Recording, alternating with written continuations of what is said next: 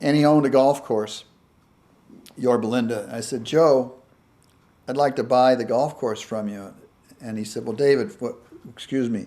First, you work for me. Second, you have no money. And third, you don't know anything about golf. So how are we supposed to? Oh, I pestered him. And finally, that started a company called American Golf. Now I'm talking about myself, not John. No, that's okay. It sets the stage. So. And we ended up with 300 golf courses. Now, and then you have you're a company now that does airports. Correct, American Airports. So aviation's always been in your blood for a long time. Yeah, and we built also a museum at Santa Monica Airport called Museum of Flying, building another one, which will open in the first quarter of 10. And I never did any of that thinking it was making money. It was more passion and art. And it worked out great. And all the astronauts I met because of the Museum of Flying, including Bill, my buddy Bill. And racing at Reno also was a great flying experience because a lot of the people who race there are characters. How often do you fly? You still fly? Yeah, I fly maybe once every other week. Stearman, P-51, Cessna. That's about it now. Now you have some parallels to John Myers. You were an attorney and he was an attorney, and yeah. You love flying and he loved flying. Yeah, and also because of his wonderful nature. It was so delightful always to be with him. And with his crystal yum-yums, you know. Now, do you remember when you first met John Myers? Yep, I do. It was about 20 years ago at another fellow's house, Bruce Meyer, who you might have been told about, I don't know. He's a car collector. And I'd met his wife before, as I mentioned, you know, raising money for Children's Home Society. And it was so great to meet John. And I think they had some films about John at that cocktail party, what it was. And just always each year, Reno. And I spent a lot of time up at his ranch in Merced. Has a little landing strip on there. And I've flown a couple airplanes up there. And flying with him, you know, the guy was like 85 or something, and he's flipping this airplane around, and just unbelievable. And in terms of skill, I could tell, no, that guy was good. Way better than me, I'll tell you that. Now, did you know much about his family's law firm? And John was an entertainment attorney. He was like one of the first ones, I guess. Correct, yeah. Well, he told me it was great because their office, I think, was Hollywood. And his wife was a secretary there. Maybe that's how they met. And they had a little basket, with, you know, like a pulley. And guess what's in the basket? Vodka. And he lived in a time, it was a real, I mean, that's like the golden age of Hollywood. In those Yeah, days. the beginning. And he was a representative of Bing Crosby as well, I think. Yeah, that's right. Yeah, they were the ones that got all those clients in the first place. CBS, Paramount, and it was a great experience for me. We had a meeting with the head of Columbia. I'll think of his name in a minute, but it had to do with Bill Holden on a bridge on the River Kwai. And so we went in the meeting, and I was with one of the senior guys. I was a rookie. They said, "Well, we just want to let you know that what we want is for salary for Bill Holden is 10% of the gross, which nobody had ever done before."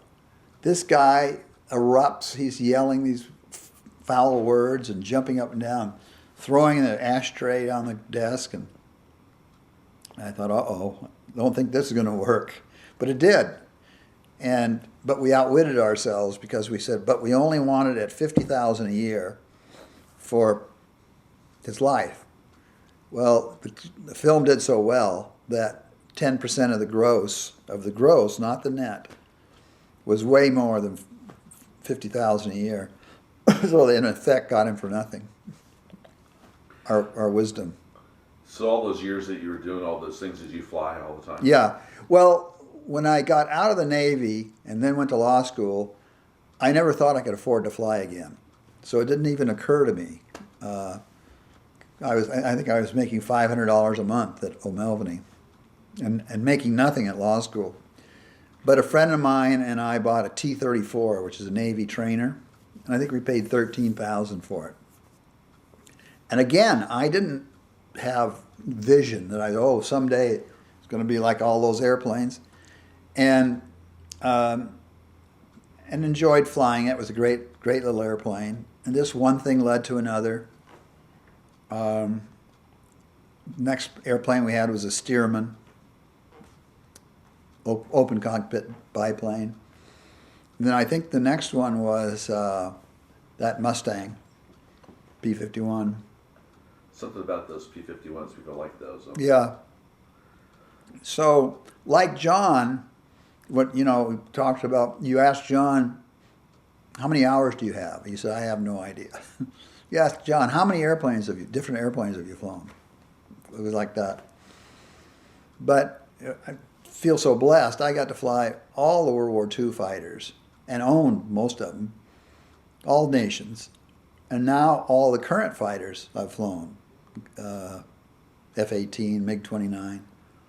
And it's a great experience because, and I know John understood it, it's very similar. And if you said, what's the most difficult airplane you ever flew? Well, it was the Messerschmitt 109, the German fighter, because it's got real narrow gear like that. And if you're in a crosswind, you got a problem. Germans lost a third of them, non-combat accidents.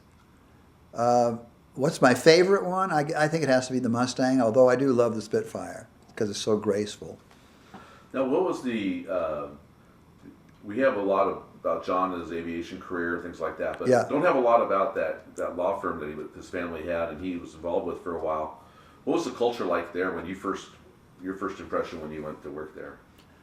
Well, you see, that's 1960, that picture, all white, all male, and there's, oh gosh, maybe 80 guys there or 50, something like that. Today, I think it's 5,000, and all races and a lot of women. And so when I went there, that's what it was like. Very competent. Only the top people. I was lucky to get a job there. Only the top people were hired, and very honorable, very fair. In terms of properly representing your client, but not doing any edgy things. So I just sort of, I guess this is the way you're supposed to do it.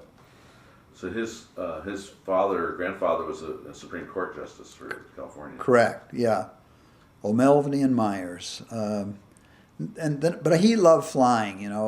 Much more than being a lawyer, and so he always kept inching into Lockheed. Was it Lockheed testing the P-38 or the Flying Wing, and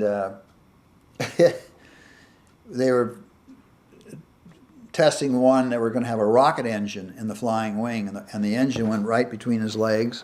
So he goes out there in the valley where they were testing the engines, and they said, okay, everybody get behind this stone wall because we're going to start the engine. John's looking around like this, thinking, you mean that's the engine going between my legs? And it was. There were a million stories like that, all true.